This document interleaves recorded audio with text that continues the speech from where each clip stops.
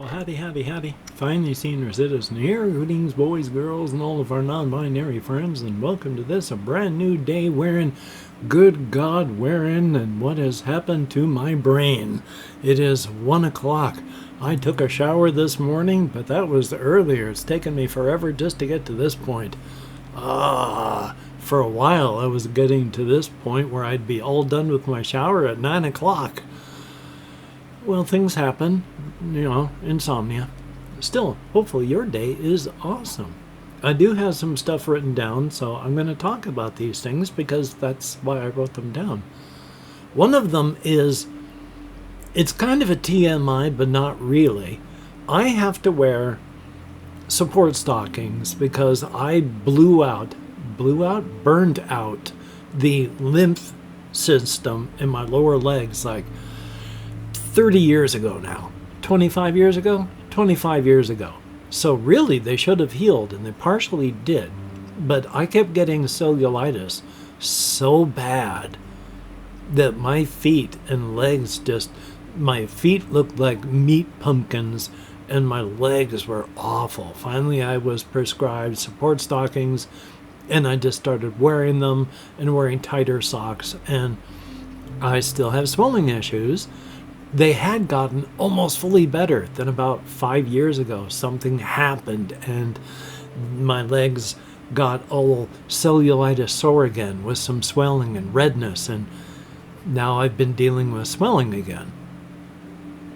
But what sometimes happens is after I get up immediately after lying in bed and say have to go drain my bladder, while I'm standing there, the sheer pressure of just standing upright and such, I'll have feelings of like little sparkles down inside of my calf and my shin on my left lower leg. And I know that those little sparkles are little pain points, tiny little pain points where a lot of damage is being done from things being exploded. Pressure being built up and systems not being able to handle them. So I try not to bear down for any reason until I've gotten my support stockings on. Well, this morning it was a bladder emergency when I got out of bed, so I didn't have a lot of time to really figure out a strategy. But while I was standing there, I had the sparkles in my left inner, it wasn't my shin, wasn't my calf, it was between my shin and my calf above my ankle. It sparkled so hard for the first time ever, it hurt. Normally it feels like a bunch of little pinpoints just rolling over and touching the surface of my skin, but not so hard it pierces and causes pain. It's just like, ooh. This was a whole bunch of, it felt like a bunch of little things exploding inside of there, and it really hurt. I was like, oh my gosh. So, yay on that. Still though, I am alive and I wear support stockings because the biggest time that I got cellulitis was on the day that I got married. And on the day that I woke up to go to get married, the insides of my thighs, where the lymph nodes are, looked like somebody had taken irons and just burned the insides of my thighs. My lymph nodes were they were black. I should have gone to the doctor. My toes had turned black too, but not fully. They were mottled black, which is not a good sign. But I survived. But yay. And the day prior, I had taken my blood pressure at around 3 o'clock, and my blood pressure was like 107/59. And that really worried me. So I decided to not take as much of my ADHD med, which is the mild blood pressure med. So yesterday, after going back to just twice a day, I checked my blood pressure, and it was still 111/59. So I don't know that it's the guanfacine that's affecting it. It may be that my blood pressure is starting to naturally come down now, and taking my regular blood pressure medication twice a day might be too much now. So I'm going to check my blood pressure again, and if it's still right around the 110/60 range, then I'll know it's not the guanfacine, and I'll try going back onto that again. So right now, I don't know what to do because everything is crazy. Nothing makes sense. Yay for that. What else do I have up here? Well, this is a silly thing first. I'm going to start with this one. I have been watching a lot of reactions to Sonic Boom compilations. Sonic Boom Out of Context, which was the Sonic the Hedgehog computer 3D models, I guess, with the animation that way, but it looked real cool. If you watch Sonic Boom, you know what I'm talking about, which of course makes sense, but it's that cartoon. It looked really cool. I wish I could get those on DVD. But the compilations have been pretty funny. And the character of Knuckles, I really like the Sonic Boom version of Knuckles. He's a knucklehead, a self-defined meathead. And the way the writers of the show talked about the way they use the character being dim is beautiful. Where I only just found out about this, so of course I'm going to talk about it. But in computer terms, you can have an overflow. Like it happens with a lot of older games where variables can only go so far. They can only be so big under a 32-bit system, and if it hit that limit, it would just roll over to 1 and start over again. So if you had a high intelligence and it rolled over too far, you'd roll over to 1 and become just an absolute moron. So in game terms, cartoon series terms, they've treated Knuckles as having an underflow, where he would briefly become so stupid that it would roll under and he would briefly become the smartest person in the room. At which point he'd start resetting again and become dim, but that allows you to make the character at any time say something really smart when they're still just a knucklehead. And that's beautiful. I love the way that they define that. It's got an underflow to his intelligence. It just rolls under to briefly become the smartest person in the room. Thumbs up for that, which of course makes me want to get that Sonic Boom stuff even more. Anything else that I have up here? Of course there is.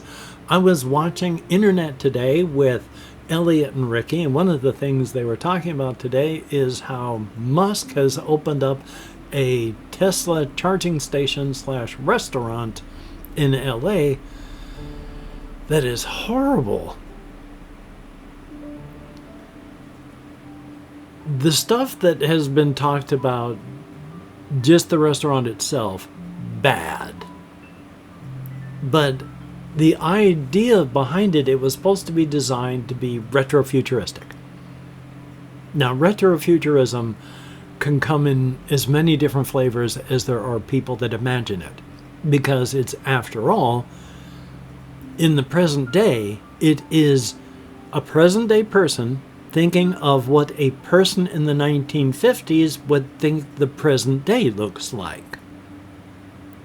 And then making it around that. But the Tesla restaurant building is just ugly. It's not even good retrofuturism. I mean, Fallout 3 and all that is retrofuturism of a sort, and it's got an aesthetic to it. And then there's the Fantastic Four retrofuturism of the 1960s. It's got an aesthetic to it. And while this may have an aesthetic, it certainly isn't a pleasing one. Ugh. But that's just me. And probably anyone who has a lick of taste. Not that I'm judging. And then the last thing that I really have written down is two things I'm going to talk about with this. Number one, I watched was watching, only got halfway through it, a trailer reaction by Angry Joe about the Five Nights at Freddy's 2 movie that's going to be coming out.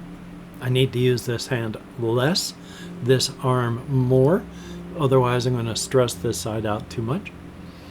But one of the things is, boy, I know this makes sense because he's 10 years older than when I first started watching him, but in maturing and becoming the man he is instead of the boy that he was, he barely looks like he was. He's filled out, and woof. Part of it is he's gained weight, and when you gain weight, you look different. But part of it is he's just weight with age, and he's filled out into an older guy. Looks very, very different. While looking, of course, roughly the same. But the big thing is, I watched that trailer, and it looked interesting. I mean, if Blumhouse is going for PG, then they're not going to have any good, kills in it.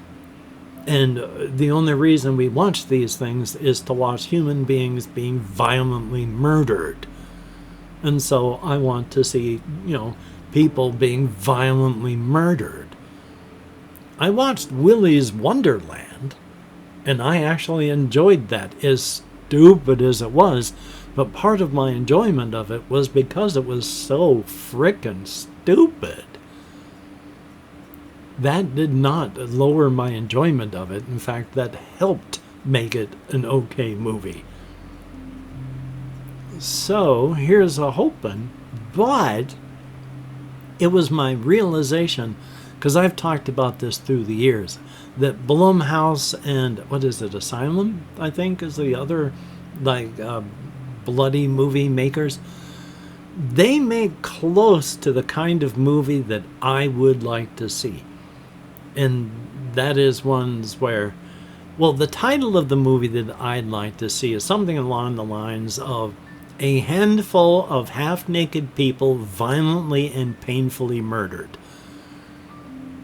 And the actual plot of the movie is just a thin contrivance to funnel the characters from killing field to killing field, where we get to artfully watch the human body opened up in very nightmarish and horrific ways until there's just the one person left, and they, of course, either die too, or else they manage to kind of a Pyrrhic victory, like the main character at the end of Texas Chainsaw Massacre, where the end of that movie, she won, she survived, but if you watch her, she survived, but she is not all there anymore. So, I think that would be awesome. I would love to watch a series of movies that are based on the idea of a handful of half-naked people violently and painfully murdered. That would be awesome. And again, my thesis that sometimes murder is just hysterical is there are still plenty of movies and TV shows and all this and all that where the sometimes extremely violent and painful death of another human being is legitimately hysterical. There are a lot of movies out there, which unfortunately I cannot name at the moment, so you're going to have to take it on faith. So I wish my thesis had better sourcing at the moment, but bad ADHD brain. If I can remember, I will talk about them tomorrow. The only ones that I can really think of now are not exactly funny. After all, there's the movie Henry, Portrait of a Serial Killer, that has a shock ending to it. I mean, he is a serial killer, but this gal that he's been trying to halfway impress through it, at the end makes one too many demands, and then you see him disposing of a heavy suitcase somewhere. Yeah, she didn't make it past that. It's a very grim movie. But yeah, thumbs up for that. And of course, I do my very best to use death, human death, and murder, and cannibalism, funny as I can in my setting that I've got, my inside-outside razor's edge cryptid setting, multiverse, cosmic horror, and then of course, which is a part of the razor's edge, part of it, the solo RPG setting. So thumbs up on that. It's amazing what we can remember, though, because when I was a teenager, I was working on an artificial world without a whole lot of thought of what makes it work, whether it was alien or magical or whatever. Still don't know, still don't care. It's an interesting thing, though, and hopefully on another day I will be able to bore you with it. Thumbs up for that. As it is, as stated, still working on things like my solo RPG setting with Karth Cog and the people, the Apani, the Habani, the Orkani, and the Orkani, of course, being just absolute stick in the mud types, absolute sticklers for tradition. They do change, they do adapt, but if they've got a tradition that does not hurt, they will keep with it for forever.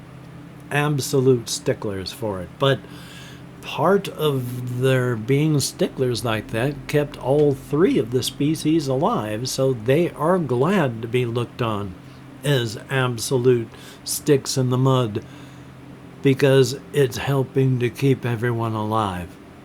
They don't mind. And of course, call to action time. If you could like, comment, share, subscribe, that would be very, very awesome. Thumbs up and thank you. And each and every one of my Patreon patrons, you are beautiful and awesome people. Thumbs up. Thank you so much. I do appreciate the help so very, very much. You make life a little bit easier, and that is appreciated. For each and every person that leaves me a comment, you too are beautiful and awesome in your own way. I read every comment that YouTube shows me. I thumbs up or heart the comments that I can't, and that's a good thing. And I answer as many as my nerve compression will allow, which these days is not as many as I would like, but I try to at least answer some because it's important to show you that you too are heard. Thumbs up for that. And speaking of being heard, I play an internet game of calling out a secret word and listening to see if it's called back by having that secret word typed out in the comment section. 2 reasons. Number 1, blatant engagement farming, to let the YouTube algorithms know that my channel isn't quite exactly dead yet.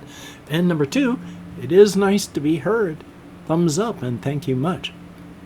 The people that we last had play were Jesse Koskin, and thumbs up and thank you. Always greatly appreciated. Gus Garrett 6838, thumbs up and thank you. We have Calicoy, thumbs up, thank you much. And here's hoping. Here's hoping. Here's hoping what? I'm not quite sure, but whatever it is that I was hoping for you, here's hoping. I am on the net. Well, here's hoping for you too, and we both know why. Nothing like suspicious or anything, just a happy marriage and all. And then we have Chris, thumbs up and thank you, and Cascadia Vile. I like the name. Very cool. Thumbs up and thank you very, very much. And of course, if you have watched this far, I would like it if you could type Oh, say Iron Sworn into the comment section for, again, those two reasons. Number one, blatant engagement farming. And number two, it is, again, nice to be heard. And again, if you choose not to play this game, that's fine. You don't have to. I wouldn't force you to, even if I could. But if you do choose to play, thumbs up and thank you. Greatly, greatly appreciate it. Before I sign off, because I meant to talk about this before, I wanted to show off the 3 Ravensburger boards that I have. And by show off, this is the first one I have, the first Monsters one. You open up the box, you see this. Not that good, not that scary. It just tells you what's going on. The next one, World of Monsters, is when you open up the box, you see that. Not bad, not bad. But I still think of the 3, this Aliens one is my favorite. So thumbs up. But I just think it's cool that they do that on the boards. Yay. Well, so I'm actually going to wrap this one up now. I don't have a ton to say. I'm going to take care of myself. I am going to edit, render, upload. I'm going to play computer games. I am going to I have been trying to learn this since forever, and since I got the cards to make it easier, hopefully I can get that done. I really gotta stop overusing my arm like that. I do it without thinking, and then after it's done, it's like, oh, I shouldn't have done that. Oh, that didn't feel good. Thumbs up for being smart. Anyway, though, hopefully you can get done the things that you would like to get done, because that would be very cool, but please do not beat yourself up if you cannot. You deserve better. So, until we meet again, you take care. Have a great day today. I will see you on the flip side, and that is indeed a very... get my arm around there to a good position, and that is indeed a very, very good thing. But now that I got my hand in this good position, which to me looks like the camera is like this, and I'm holding my hand like this, but for y'all, that's like straight on, and that's kind of weird. But, you know, cameras.